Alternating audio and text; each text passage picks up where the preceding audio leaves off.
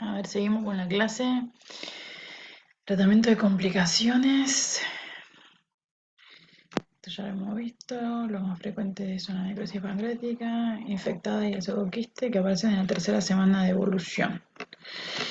El 40% de las pancreatitis necrosantes evolucionan como necrosis estéril. El 35% desarrolla necrosis infectada. Y el 25% una colección líquida aguda y luego un pseudoquiste agudo. La necrosis es así. Ujú.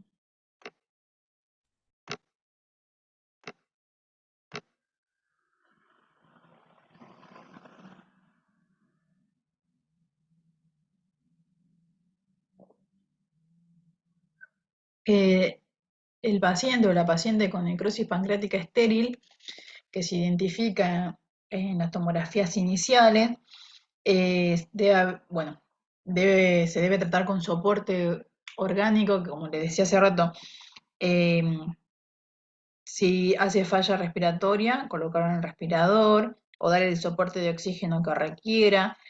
Si hace falla renal, también brindarle diálisis y, si no puede, bueno, si no puede empezar con la alimentación por vía enteral, también usar la vía parenteral en estas semanas hasta que la necrosis termine, digamos, su curso y puede entrar a quirófano para hacerse la resección, ¿no? de esta parte del páncreas que murió.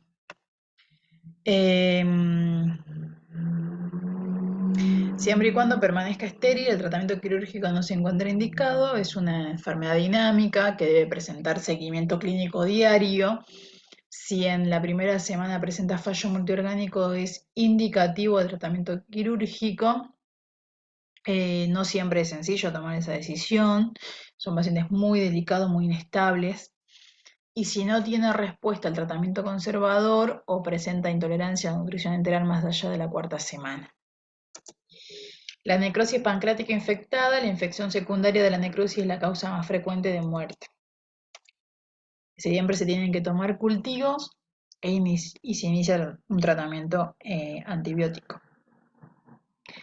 Se cree que es por traslocación bacteriana desde el intestino principalmente. Los pacientes por tanta inflamación generalmente tienen un hilio y esto provoca la traslocación bacteriana. Si no se puede realizar el tratamiento quirúrgico por la inestabilidad del paciente, bueno, es un paciente que tiene una alta probabilidad de muerte. Los diagnósticos tienen que hacerse temprano, siempre digo en la medida de lo posible porque son pacientes que generalmente no los puedes mover del lugar. Y, y más allá que se pueda hacer una ecografía abdominal al pie de la cama del paciente, por la interposición gaseosa no siempre puede observarse o verse las mejores imágenes. Pero bueno, el diagnóstico tendría que hacerse temprano, entre la segunda y la cuarta semana, del fallo multiorgánico, perdón, y también objetivarse si hay una respuesta al tratamiento conservador.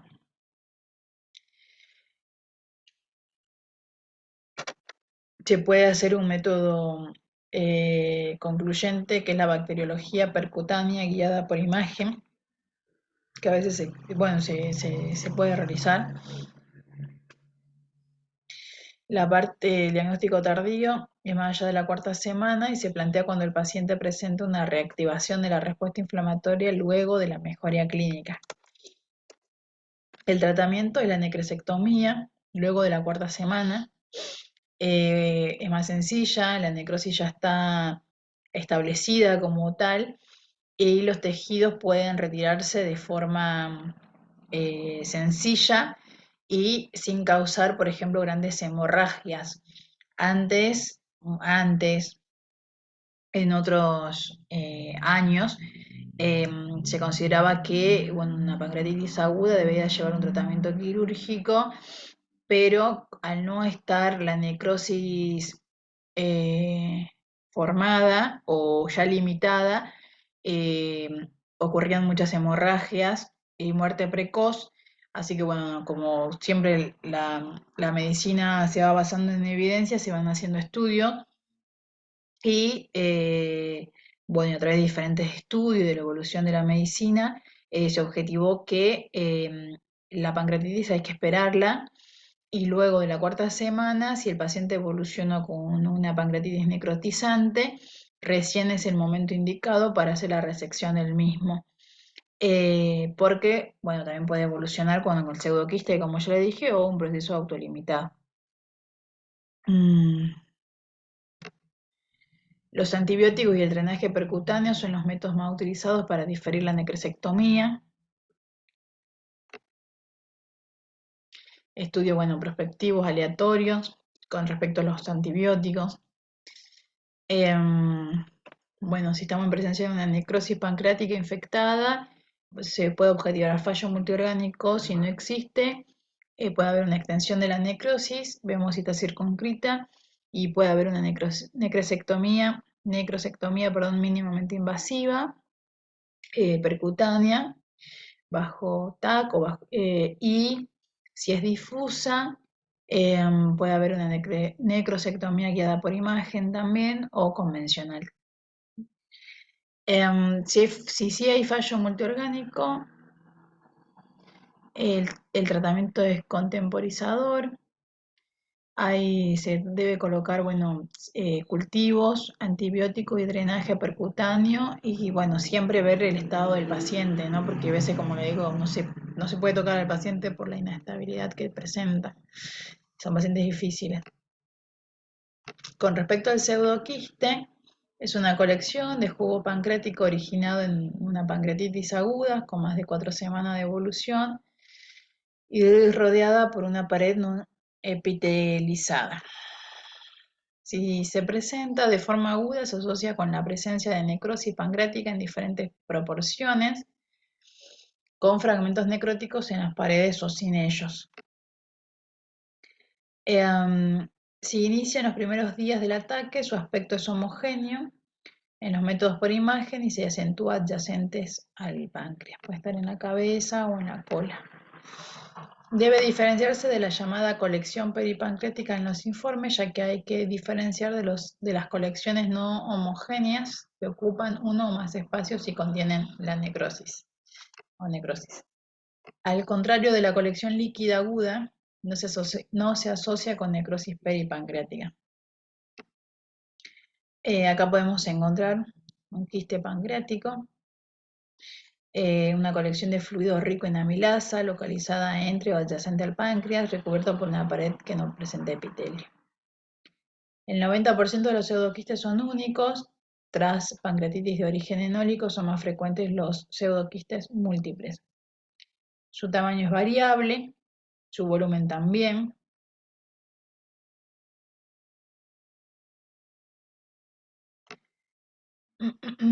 De patogenia, perdón. Bueno, ocurre una ruptura ductal secundario a una necrosis del páncreas, lo que puede involucrar una extensión variable del parénquima. La ruptura puede afectar solo conductos periféricos o seccionar por completo el conducto pancreático principal. En este último caso, la colección aumenta de tamaño rápidamente, ya que toda la secreción pancreática se vuelca al retroperitoneo, por lo general en el espacio retrogástrico, y menos frecuente en el espacio pararrenal anterior izquierdo. Si no se presenta una complicación temprana, o sea, una ruptura, una infección o una hemorragia, la colección aguda se rodea de una pared a partir de los tejidos vecinos, o sea, como que la encapsula. Diagnóstico. La ecografía sería el método ideal, tanto para el diagnóstico como para la monitorización. Se observa como una imagen anicónica debido al componente líquido y puede determinar la presencia de necrosis. Se observa como una imagen hipoecoica, heterogénea, con bordes irregulares.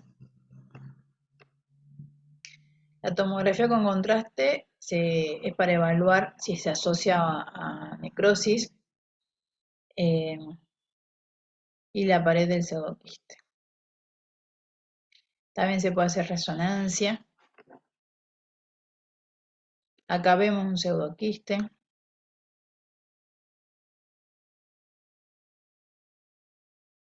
Y hay una necrosis asociada, hay una absorción mínima del contraste.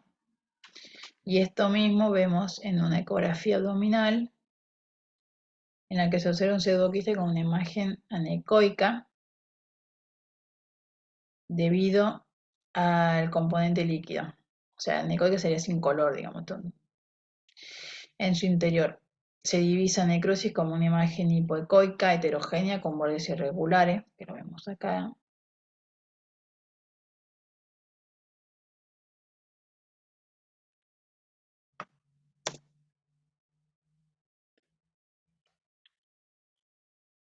Son imágenes de pseudoquiste.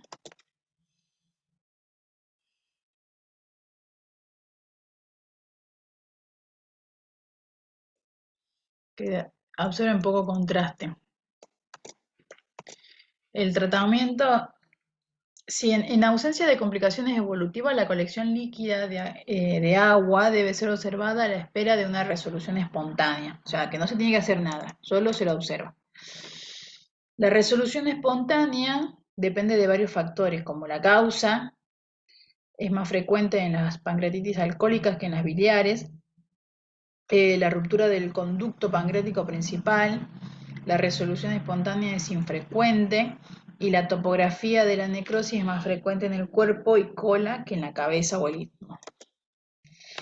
Todo pseudoquiste agudo mayor de 4 centímetros y asociado a necrosis glandular es candidato a cirugía electiva debido a las posibilidades de complicaciones.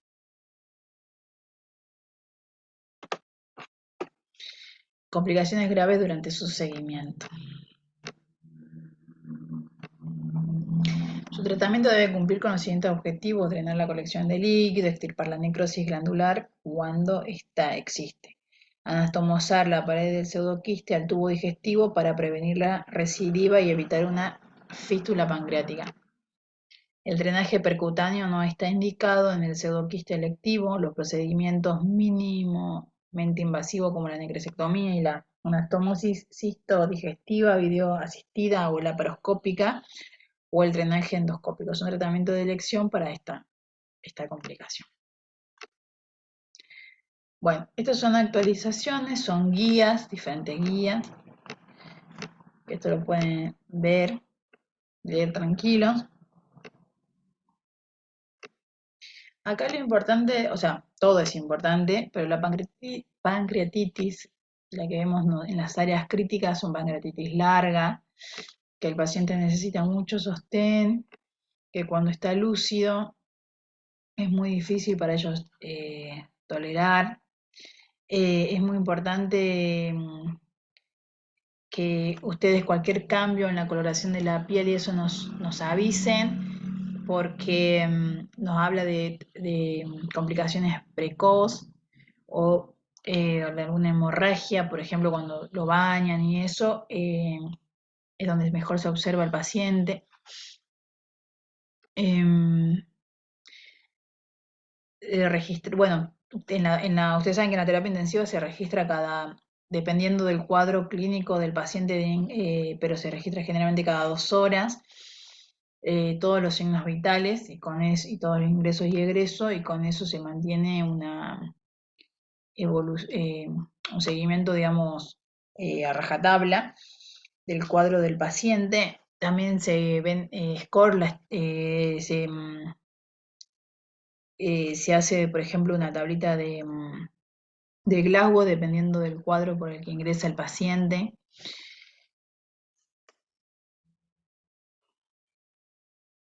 Así que las alarmas como que están ahí todo el tiempo. Reposición de líquidos, generalmente uno tiene que hacer una reposición enérgica para apagar el fuego, por así decirlo. Son guías. Todo esto son actualizaciones de la pancreatitis. Esto es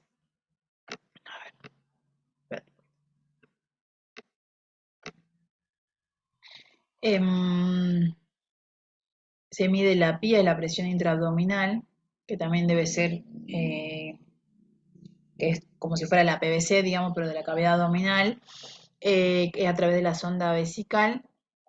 El paciente tiene que estar en plano también. Y a nivel de la cresta ilíaca, se hace esta columna de agua. En este caso no es con columna de agua, sino podría ser en milímetros de mercurio y se conecta al monitor, para saber la presión intraabdominal, porque eso habla a favor de un cuadro inflamatorio mayor. Es solamente también para el seguimiento del paciente. Bueno, los antibióticos no se recomiendan, pero bueno, siempre va a depender del cuadro que esté cursando el paciente, porque si tiene cultivos positivos, febril persistente, que puede ser por un cuadro de inflamatorio, no debe ser los antibióticos de forma profiláctica, sino porque estamos en presencia de una infección. El soporte nutricional es muy importante, ya sea por nutrición enteral en la medida que se pueda, y si no es así, por parenteral, pero siempre tratando de que vuelva a la nutrición enteral el paciente, o por vía oral.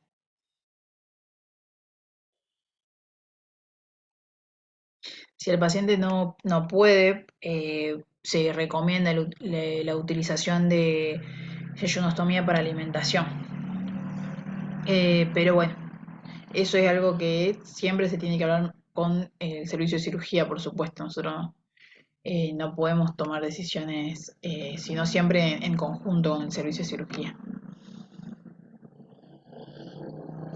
Siempre realizar CPR en el caso de que se asocie una colangitis.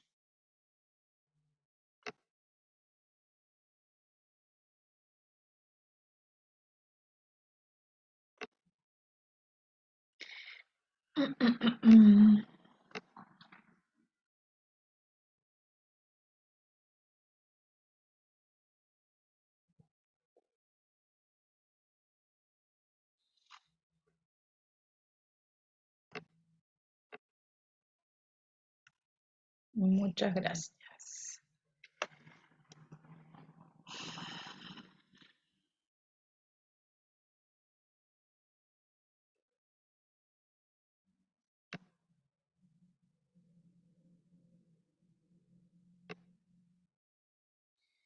Bueno, y ahora,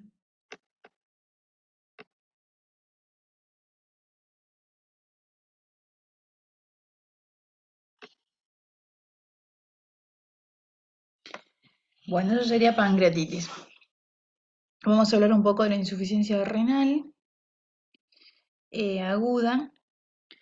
Para eso les voy a dejar estas directrices de diálisis de la Sociedad Argentina de Nefrología, que lo pongo ahora en un ratito en el grupo. Aquí vamos a hablar sobre qué es la diálisis, la hemodiálisis. Lo importante de acá es que ustedes sepan los tipos de diálisis que hay. Y nosotros hacemos en el hospital hemodiálisis, no diálisis peritoneal. Se coloca un catéter un catéter transitorio, generalmente en las venas del cuello o subclavia, para empezar que se coloca como si fuera una vía central. La insuficiencia renal es un cuadro, ya pasamos a otro tema acá, ¿no? Es un cuadro grave que no solo complica al paciente porque hay veces que se acompaña de anuria, o sea que no puede orinar y con la consiguiente retención de líquido, sino también de los metabolitos que hay que eliminar a través del riñón, por ejemplo, la urea. Y tenemos pacientes que se empiezan a dormir porque van aumentando estos depósitos, digamos. Entonces, hay puntos en que uno puede esperar al paciente. Bueno, le ponemos medicación para para ayudar la diuresis y vemos si todo esto mejora. Pero si el paciente, estamos en presencia de un paciente con creatinina elevada, con acidosis metabólica y hiperpotasemia, es un criterio de diálisis urgente. Así que al paciente hay que ayudarlo, ya sea la causa cualquiera que esté provocando esta insuficiencia renal, que puede ser desde una intoxicación por un antibiótico o puede ser una causa primaria del riñón como tal, eh, por ejemplo, por fallo de órgano diana, por ejemplo, en un diabético, eh, o tengo un trauma, eh, o esté con una sepsis grave, un shock séptico, que le esté provocando fallo multiorgánico y entre eso está el riñón, entonces hay que asistirlo y acompañarlo. Y una de estas formas es a través de la diálisis. Hay pacientes que a través de la diálisis necesitan este apoyo de forma transitoria y mejoran, y otras veces ya quedan de forma permanente.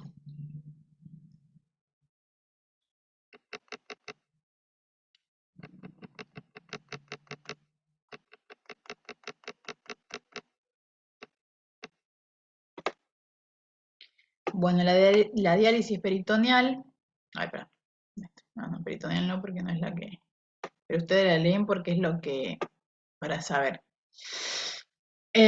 Consiste en hacerle, Lore, sí, perdón, disculpa, ¿estás pasando algún power? Porque no se ve. ay, no se ve, perdón, pensé que estaba, sí, estoy pasando, en No, realidad es una, yo de la verdad como Lora, mira, menos mal que pensé que no había nadie, perdón. no, dirás nada. Estoy pasando esto, que es, yo ahora lo subo al grupo, que son directrices de diálisis de la Sociedad Argentina de Nefrología. No sé si estás viendo acá que dice hemodiálisis y diálisis extracorpórea. ¿Se ve? Sí, sí, sí. Sí, sí, ahora se ve. Ah, bueno, yo pensé que estaba más sola que el uno, ¿viste? Me sentía rara. Pero bueno, acá quería hablarles sobre hemorragia digestiva, que lo hablo después de esto, pero como para que a ustedes les quede un poquito de estos temas también, porque son muchos temas, entonces le doy como un tema principal, digamos, y después esto para que ustedes lo lean. Entonces, como que todos los jueves lean un poquito porque no estaríamos llegando, ¿viste? Hasta fin de mes me estaría quedando corta de tiempo. Así que ustedes lo leen y después vamos sacando lo que va a ser principal, digamos, para los exámenes. Con respecto a la hemodiálisis, lo que estaba bueno, iba a leer este concepto, consiste en hacer circular la sangre del paciente previamente anticoagulada por un sistema de tubuladuras y un filtro especial incorporado a una máquina, que en el hospital hay máquinas para diálisis. Cuando el paciente está crítico, no va al centro de diálisis, sino que se coloca la máquina en el hospital y se dializa para acceder al sistema circulatorio del paciente. Se usan agujas de gran diámetro que se aplican en el acceso vascular previamente confeccionado, que puede ser una fístula o, como le dije, que es más, en nuestro caso va a ser un catéter transitorio. El tratamiento se efectúa de forma intermitente, generalmente al inicio de un paciente crítico son todos los días hasta que se logra normalizar, más que nada que salga de la acidosis metabólica y, eh, y de la hiperpotasemia. Porque en general hay pacientes que sí mejoran, hay la uremia también, que baje. Pero hay veces que no se acompaña con el descenso de la creatinina, y eso después se ve si son pacientes que ya quedan con diálisis permanente. Pero más que nada sacarlo de la acidosis metabólica.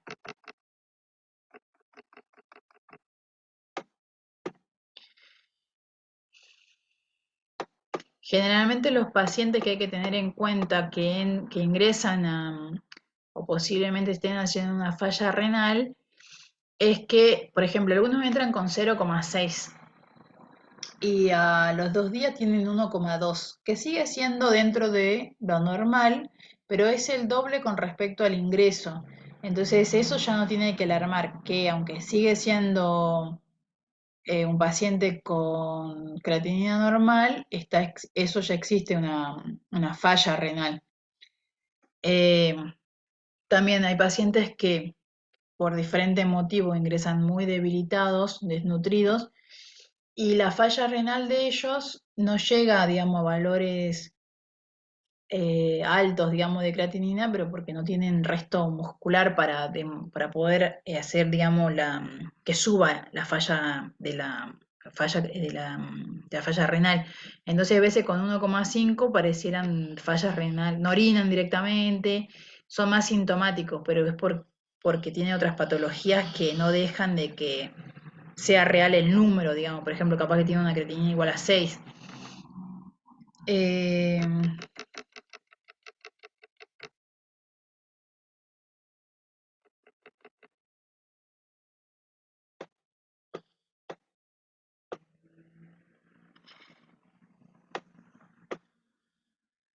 Esto después yo les digo bien qué parte, no va a ir todo, pero la insuficiencia renal es parte de tratamiento, generalmente en terapia intensiva, y de este librito vamos a ver más que nada los conceptos de lo que sería insuficiencia renal aguda, hemodiálisis, diálisis peritoneal, eh, y bueno, y los accesos vasculares de hemodiálisis, y la parte que dice trasplante renal, como para tener conceptos. El acceso vascular va a ser generalmente la yugular posterior derecha, después la yugular anterior derecha y por último el subclavio porque generalmente crea más estenosis. Es más cómodo para el paciente, pero generalmente tienen tendencia a trombosar más rápido. También puede existir cuando el paciente se queda sin acceso, ir a las femorales, ya sea derecha o izquierda. Y si el paciente pasa a ser ambulatorio y de forma crónica, trisemanal, a diálisis sí se tiene que ir, ya el servicio de nefrología como tal lo presenta al servicio de cirugía vascular para planificar de forma electiva una fístula arteriovenosa. Después eso se realiza, se deja madurar y si madura se puede utilizar para conectarlo a la máquina. Si no madura, se tiene que hacer otra o poner implantes.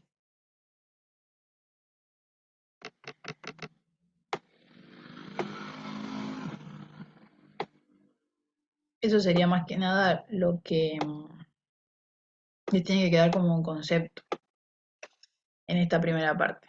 Y ahora, a ver, no hay como suficiente. Este también, bueno, este más que nada es del Ministerio de Salud, pero bueno, el otro sí. También voy a subir, ven, no sé si alguien está por ahí, si me dice, esto sería el protocolo para Winning, eso también lo voy a subir ahora, porque es lo que me quedó pendiente en la parte de respiratoria. Eh,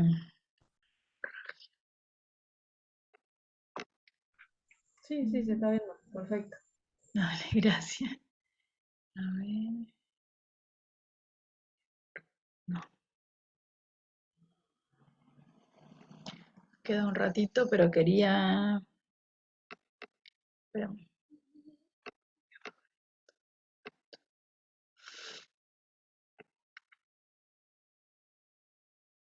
Mm.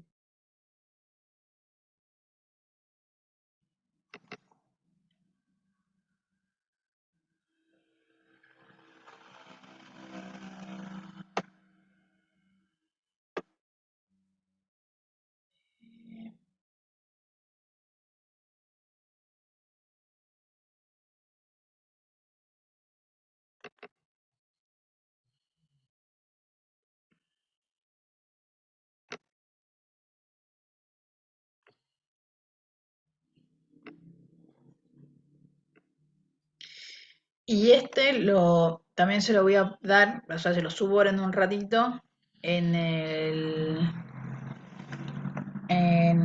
chat. Es sobre hemorragia digestiva,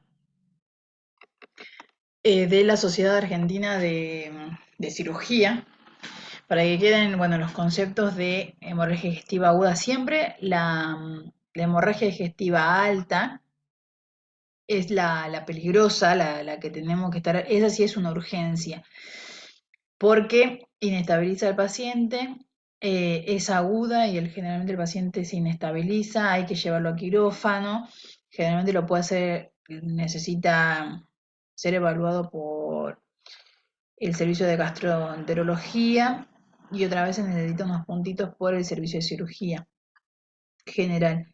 Generalmente la hemorragia digestiva baja no es una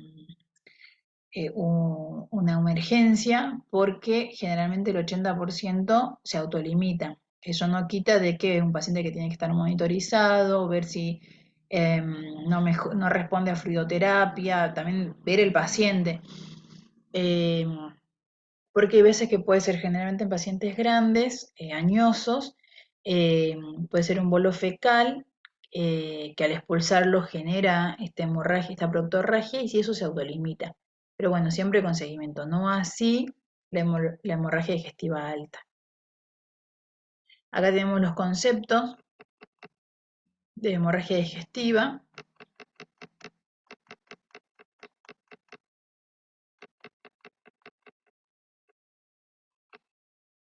Bueno, son 19 hojas, pero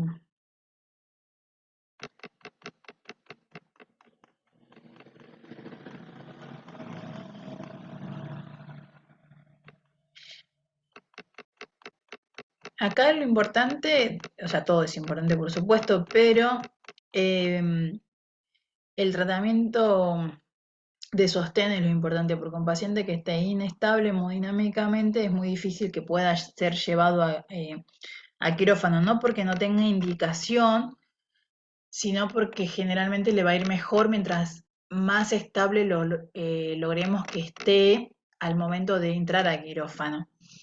Entonces, confirmar, ya sabemos, tomar todos los signos vitales que son importantes, saber que si tiene una TAM menor de 65 o una sistólica menor de 90, estamos en presencia de, bueno, de una, bueno, puede ser un shock hipovolémico, que si responde a fluidoterapia bien, y si no hay que poner inotrópicos, que ahí sería literalmente estar en frente a un paciente en shock, en este caso sería hipovolémico. Hay que colocarle una sonda nasogástrica y confirmar si tiene un sangrado activo o no. Ponerle 2 vías periféricas de buen calibre. Las vías centrales no son indicación en urgencia, pero hay pacientes que no le podemos canalizar porque no tienen vena, etcétera, tenemos que colocarle una vía central, ofrecerle oxígeno, sacarle un laboratorio completo con hemograma, urea creatinina, ionograma, un estado ácido base y coagulograma, sí o sí, eso en la primera hora. Porque generalmente son pacientes que pueden necesitar reanimación en conjunto, fluidoterapia, derivados de sangre, mientras vamos hablando con los especialistas.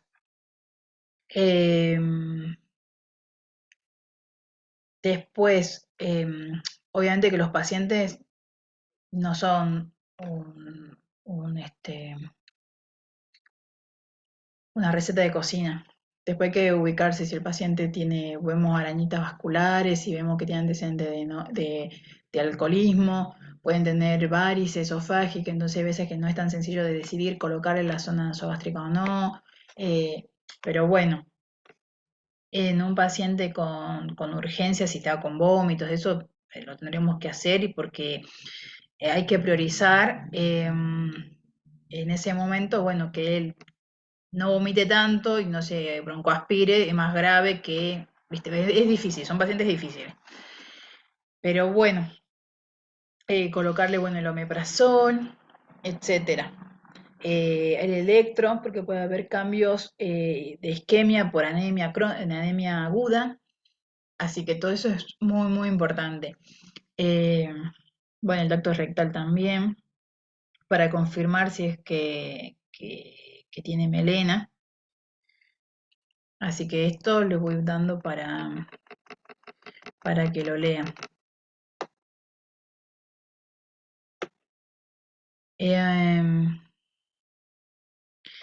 Después de esta primera área, estoy buscando así protocolos también y le voy a ir pasando por el chat cuando eh, los tenga, que sería como la idea de un checklist para un manejo más ágil, digamos, en situaciones graves, porque es donde tenemos que ordenar el caos y entonces a través de protocolizar sabemos que no nos estamos olvidando de nada y eso nos da seguridad en la forma en que estamos trabajando. Doc, una consulta. Sí, En el caso de una hemorragia masiva, ¿qué medicación pasas antes o pasás una sola con el ácido tranexámico? ¿Lo pasás y después pasás el omeprazol o solamente una va? y generalmente cuando son masivos tenés que hacer todo junto, pero también a medida de con quién estás trabajando, porque hay veces que estás vos solo con el médico, viste, de guardia, entonces eh, le pasás el ácido tranexámico, le preparás, puedes hacer un omeprazol en bolo, lo preparás de forma continua. eh, Depende, mientras más sean para trabajar es mejor porque deberían, o sea, el médico que está en la cabecera del paciente tiene que decir, no sé, Alejandra, prepara el omeprazol, la bomba de omeprazol. Juan, trae el ácido tranexámico. Juliana, llama al laboratorio que veamos cómo se encuentra la parte de la sangre. Tal, llama a hemoterapia, viste el otro, los signos vitales, y así.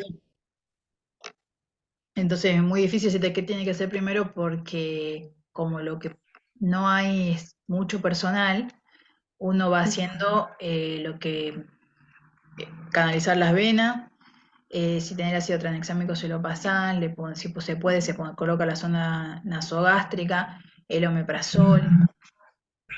En medicación mucho para hacer no tenés, ¿no? Más que pasar de... Cuando es masivo no. Tiene que hacer siempre sostén, dormirlo, conectarlo al respirador y puede trabajar con el paciente estando sedado, porque tenés que invadirlo mucho al paciente. Porque generalmente estamos en un paciente con shock hipovolémico y tenemos que hacer fluidoterapia y hay que ser muy agresivo con un paciente y si está despierto no se puede. No es que no se pueda, pero tenemos que ponerlo en reposo para que el cuerpo necesite lo menor posible de los nutrientes y poder estabilizarlo. Así que yo ahora subo todo esto porque ya se acaba el tiempo y, y lo charlamos la próxima clase. Y le voy Sí, subiendo otras cosas más porque en tema es bastante. Lore, Sí. una preguntita con el tema del omeprazol, de las bombas de infusión y demás.